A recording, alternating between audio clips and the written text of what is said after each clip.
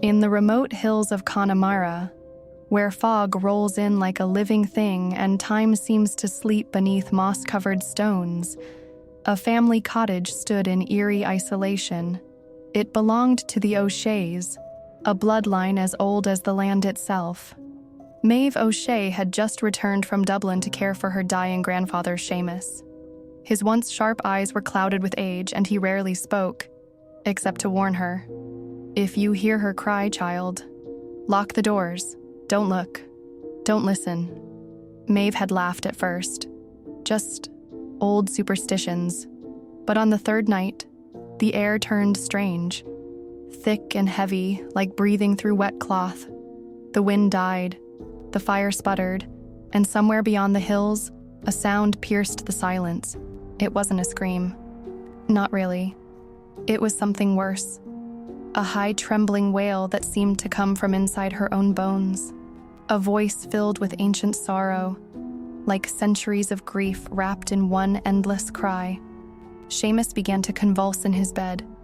His eyes rolled back and he whispered, "She's here for me.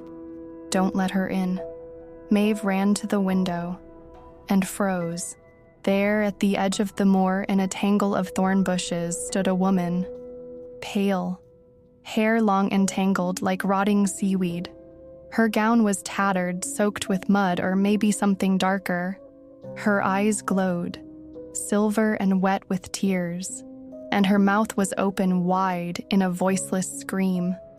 Then, the knock.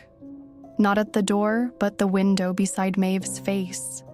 She turned slowly, trembling, and saw a hand, thin, gray, clawed fingers tapping gently on the glass. Tap, tap, tap. She backed away.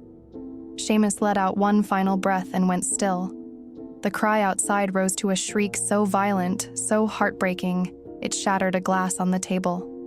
Maeve screamed, dropped to the floor, and covered her ears. Then, silence.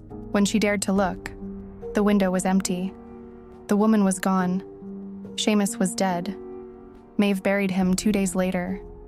Locals offered quiet condolences, but wouldn't meet her eyes. One old woman pressed a silver coin into Maeve's palm and whispered, "You've been marked now. If she cried for you once, she'll cry again." And some nights, when the wind dies and the stars vanish, Maeve hears it again, that soul-piercing wail on the wind, not for Seamus, but for her.